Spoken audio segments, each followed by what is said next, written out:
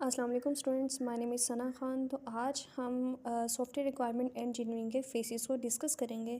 इसमें हमारे पास फेस नंबर 1 बहुत इंपॉर्टेंट फेस है, that is the requirement elicitation. Requirement elicitation होता क्या बेसिकली कि जब भी सॉफ्टवेयर डेवलप करने के लिए या सिस्टम डेवलप करने के लिए हम डिफरेंट सोर्सेज से डाटा को इकट्ठा करते हैं, उस प्रोसेस को सॉफ्टवेयर या रिक्वायरमेंट एलिटेशन बोलते हैं। Elicit means together acquire, extract and obtain etcetera. Elicit का मतलब ये है कि कोई भी डाटा हम कहीं से इकट्ठा कर रहे हैं, कहीं से एक्सट्रैक्ट कर रहे हैं या कहीं से भी हासिल कर रहे हैं उसको, तो उसको हम एलिसिट बोलेंगे। तो रिक्वायरमेंट एलिस्टेशन मीन्स गैदरिंग रिक्वायरमेंट्स और डिस्कवरिंग रिक्वायरमेंट्स। रिक्वायरमेंट एलिस्टेशन का मतलब ये है कि हम कहीं से या तो रिक्वायरमेंट्स को इकट्ठा कर रहे हैं या उसको डिस्कवर कर रहे हैं। मतलब ये है कि रिक्वायरमेंट एलिस्टेशन में दो तरह की चीज़ें आ जाएंगी। एक तो रिक्वायरमेंट्स को सिंपली इकट्ठा करना, गैदर करना, या इसमें दूसरी चीज़ आ जाएगी रिक्वायरमेंट्स को डिस्कवर करना। बाज़ औक़ात क्या होता है कि जो कस्टमर हमारे पास आते हैं किसी भी सिस्टम के लिए, जो भी रिक्वायरमेंट्स या डिमांड्स लेकर अपनी आते हैं, तो हम डिफरेंट कस्टमर से या डिफरेंट सोर्सेज से या डिफरेंट स्टेक होल्डर से डाटा को सिंपली इकट्ठा कर लेते हैं। वो हमारे पास टेक्निक आ जाएगी गैदरिंग रिक्वायरमेंट। और बाज़ औक़ात जब कस्टमर हमारे पास आता है तो हमें अपनी पूरी डिटेल में अपनी जो भी उसकी रिक्वायरमेंट्स होती हैं या डिमांड्स होती हैं या नीड्स होती हैं वो नहीं बताता। वो सिंपली 2-4 रिक्वायरमेंट्स बताता है, उसके अलावा और किसी किस्म की रिक्वायरमेंट नहीं बताता, क्योंकि उसको अंदाज़ा नहीं होता कि ये सब चीज़ें इसके सिस्टम के लिए कितनी इंपॉर्टेंट है, जो कि वो नहीं बता रहा। तो इसके लिए क्या करेगा, जो रिक्वायरमेंट इंजीनियर है वो different types of task perform करेगा, मुख्तलिफ एक्टिविटीज़ परफॉर्म करेगा, मुख्तलिफ क्वेश्चंस करेगा, जिसके थ्रू वो अपने कस्टमर से तमाम उसकी रिक्वायरमेंट्स हासिल कर सकता है। तो इसका मतलब ये है कि जब हमें सिंपली हमारा कस्टमर रिक्वायरमेंट्स नहीं देता या कंप्लीट रिक्वायरमेंट्स नहीं देता, तो रिक्वायरमेंट इंजीनियर उन रिक्वायरमेंट्स को डिस्कवर करने के लिए डिफरेंट एक्टिविटीज़ परफॉर्म करते हैं या डिफरेंट क्वेश्चंस करते हैं अपने कस्टमर से, ताकि बेहतर तरीके से सारी की सारी रिक्वायरमेंट्स इकट्ठी हो सकें। Different activities are involve in discovering the requirements for the system.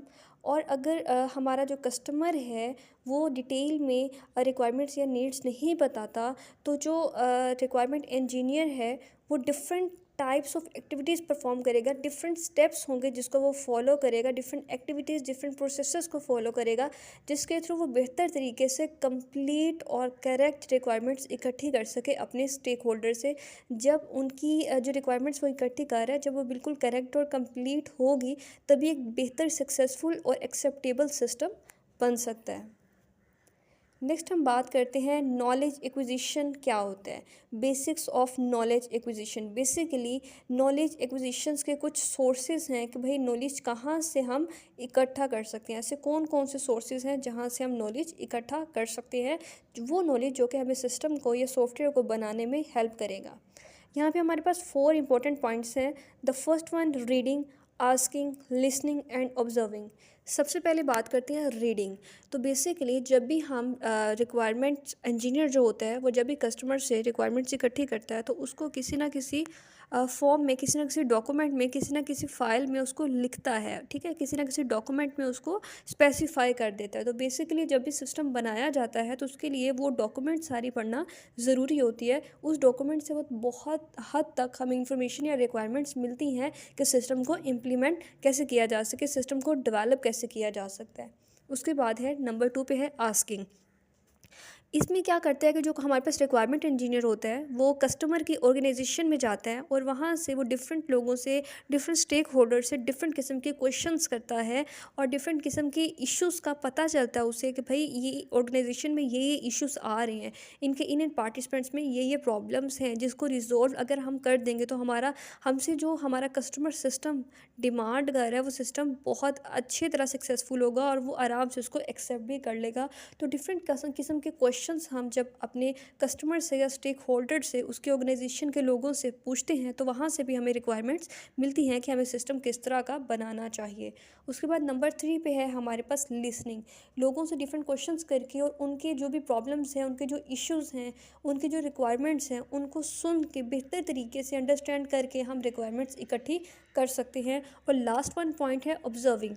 Observing में क्या है कि आप सिंपली, रिक्वायरमेंट इंजीनियर क्या करेगा, सिंपली ऑर्गेनाइजेशन में जाएगा, जाएगा अपनी कस्टमर की ऑर्गेनाइजेशन, मतलब जिसके लिए वो सिस्टम बनाने जा रहा है उस ऑर्गेनाइजेशन में जाएगा और उस ऑर्गेनाइजेशन में वर्क हो कैसे रहा है, मतलब जो वो सिस्टम बना रहे हैं उस सिस्टम के बनने से पहले भी कोई ना कोई एग्जिस्टिंग सिस्टम मौजूद था, वो सिस्टम कैसे वर्क कर रहा है, उसमें जो तमाम पार्टिसिपेंट्स हैं, तमाम स्टेक होल्डर्स हैं, ऑर्गेनाइजेशन के तमाम लोग उस सिस्टम को कैरी आउट कैसे कर रहे हैं, वो इन तमाम चीज़ों को ऑब्ज़र्व करेगा। ऑब्ज़र्व करने के बाद फिर वो बेहतर फाइंडिंग्स तलाश कर सकेगा, बेहतर कंक्लूजन पे पहुंच सकेगा कि हमारे सिस्टम में जो कि हमारा कस्टमर हमसे बनवा रहा है कौन कौन से फीचर्स हम ऐड करेंगे या कौन कौन सी चीज़ों को हम अवॉइड करेंगे तो हमारा सिस्टम ज़्यादा बेहतर तरीके से काम कर सकेगा। नेक्स्ट हमारे पास पॉइंट है रिक्वायरमेंट्स एलोकेशन टेक्निक्स, मतलब रिक्वायरमेंट्स को इकट्ठे करने की कुछ ना कुछ टेक्निक्स हैं। कौन कौन से टेक्निक्स हैं?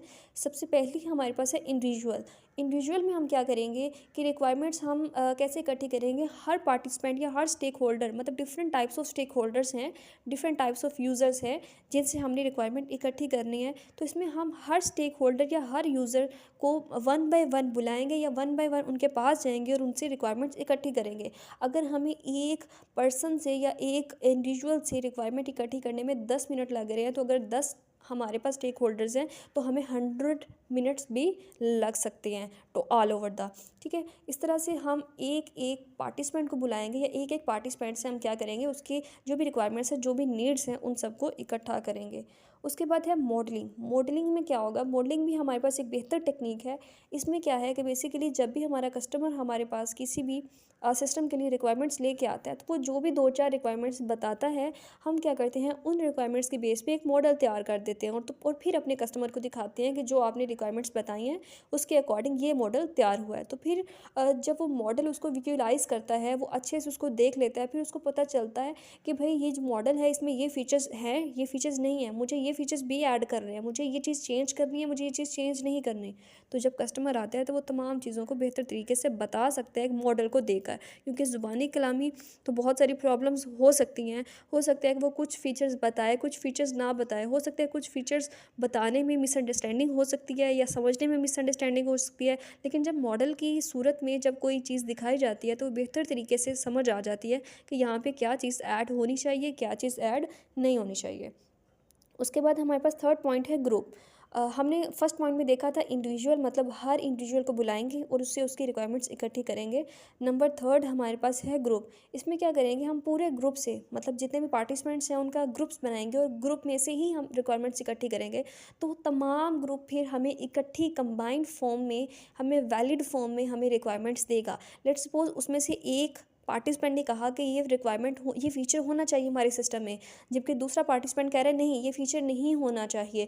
तो मतलब उनकी आपस में कोऑपरेशन से हमें बेहतर किस्म की हमें रिक्वायरमेंट्स मिल सकती हैं कि कौन सा फ़ीचर होना है, कौन सा फ़ीचर नहीं होना। जब हम इंडिविजुअली हर लोग को, हर इंसान को बुला रहे हैं और उससे उसकी रिक्वायरमेंट्स इकट्ठी कर रहे हैं, तो हो सकता है एक पार्टिसिपेंट जो चीज़ें बता रहा है दूसरा उसके बिल्कुल अगेंस्ट बता रहा है। तो बिल्कुल भी ऐसा सिस्टम नहीं बनाया जा सकता जिसमें दो बिल्कुल अगेंस्ट फीचर्स ऐड करने हैं जो कि बिल्कुल एक दूसरे के अगेंस्ट हैं। तो ग्रुप की कोऑपरेशन से ये बेहतर तरीके से पता चल जाता है कि कौन से फीचर्स ऐड करने हैं, कौन से नहीं करने। उसके बाद है कॉग्निटिव। इसमें हमारे पास आ जाता है थिंकिंग, अंडरस्टैंडिंग, थॉट। मतलब इसमें क्या है, कॉग्निटिव जब हमारे पास प्रॉब्लम्स होती हैं, जब हमारे पास प्रॉब्लम होती हैं तो रिक्वायरमेंट इंजीनियर क्या करता है, वो अपनी सोच से या अपने खुद से सोच लेता है या खुद से वो ऑब्ज़र्व कर लेता है कि कौन सी चीज़ें, जब इस तरह की प्रॉब्लम्स आ गई हैं तो कौन सी चीज़ें सिस्टम में ऐड करनी चाहिए, कौन कौन सी चीज़ों का ख्याल रखना है सिस्टम को डेवलप करते हुए। उसके बाद नेक्स्ट है प्रॉब्लम्स रिक्वायरमेंट एलोकेशन। रिक्वायरमेंट्स इकट्ठी करने में कौन कौन सी प्रॉब्लम्स होती हैं। सबसे पहले इसमें आ जाता है हमारे पास problems of scope. The boundary of the system is ill defined. बाज़ औक़ात क्या होता है कि जो हमारे पास कस्टमर आता है, वो कस्टमर जो भी रिक्वायरमेंट्स बताता है वो बिल्कुल ठीक रिक्वायरमेंट्स नहीं होती हैं, क्योंकि वो रिक्वायरमेंट इंजीनियर नहीं है, वो सिर्फ कस्टमर है। वो सिर्फ 2-4 रिक्वायरमेंट्स से ही सेटिस्फाई होकर आया होता है। तो बेसिकली वो लिमिटेशंस को नहीं जानता, वो बाउंड्री को नहीं जानता, उसको पता ही नहीं होता कि भाई ये जो भी सिस्टम हम बनाने जा रहे हैं इसमें कितनी कॉस्ट लगेगी, इसमें कितना टाइम लगेगा, इसमें कितनी एफर्ट लगेगी। तो अगर वो सिस्टम जो कि 2 महीनों में बनना है, अगर वो डिमांड लेकर आ जाए कि भाई 1 महीने में आप बना के दें, वो सिस्टम जिसमें कॉस्ट ज़्यादा होगी लेकिन वो हमें डिमांड करे कि आपने कम कॉस्ट में बनाना है, तो ये चीज़ें पॉसिबल नहीं है। उसके बाद है अननेसेसरी डिज़ाइन इंफॉर्मेशन में बी गिवन। बेसिकली जब हम रिक्वायरमेंट्स इकट्ठी करते हैं कस्टमर से, तो कस्टमर हमें इंपॉर्टेंट चीज़ों के साथ साथ अननेसेसरी चीज़ें भी दे देता है, जिसको हमने एनालिसिस के प्रोसेस में हमने उसको आइडेंटिफाई करना है और अनइम्पोर्टेंट अननेसेसरी चीज़ों को सेपरेट कर लेना है। देन है problems of understanding. Users have incomplete understanding of their needs. User जो है या कस्टमर जो है उसको नहीं पता कि उसकी रिक्वायरमेंट्स क्या हैं। उसको 2-4 रिक्वायरमेंट्स का पता है लेकिन उसको कंप्लीट नहीं पता कि वो जो भी सिस्टम बनवाना चाहता है उसमें क्या क्या रिक्वायरमेंट्स होनी चाहिए। तो जब वो रिक्वायरमेंट्स ही नहीं बताएगा रिक्वायरमेंट इंजीनियर को, तो रिक्वायरमेंट इंजीनियर के लिए मुश्किल हो जाएगा रिक्वायरमेंट्स को स्पेसिफाई करना। Conflicting views of different users. अगर हम डिफरेंट यूज़र से उनकी रिक्वायरमेंट्स इकट्ठी कर रहे हैं, तो एक यूज़र ने लेट सपोज एक फ़ीचर कहा कि मेरे सिस्टम में ये फ़ीचर ऐड होना चाहिए, जबकि दूसरा कह रहा है कि ये फ़ीचर नहीं ऐड करना, आपने ये फ़ीचर ऐड करना है। तो ये इससे क्या होगा कि 2 या 2 से ज़्यादा यूज़र्स के दरमियान कन्फ्लिक्ट यानी इख्तलाफ आ जाएगा। तो अब किस फ़ीचर को ऐड करना है और किस फ़ीचर को ऐड नहीं करना, ये प्रॉब्लम यहाँ पर फेस करनी पड़ती है। नेक्स्ट लास्ट वन हमारे पास है प्रॉब्लम्स ऑफ वॉलेटिलिटी।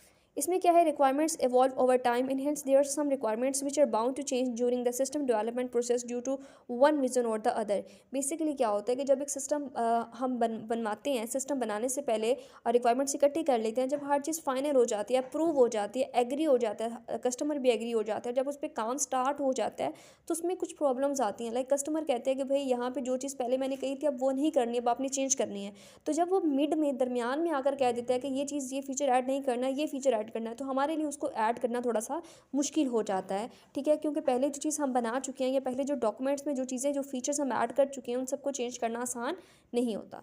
तो आज के लेक्चर में हमने देखा कि बेसिकली हम प्रॉब्लम एलिटेशन होता क्या है, इसमें कौन कौन से नॉलेज हैं, कहाँ से इकट्ठे करने हैं, और उसमें कौन कौन सी टेक्निक्स हैं, और इसमें प्रॉब्लम्स कौन कौन सी होती हैं जो कि फेस करनी पड़ती हैं।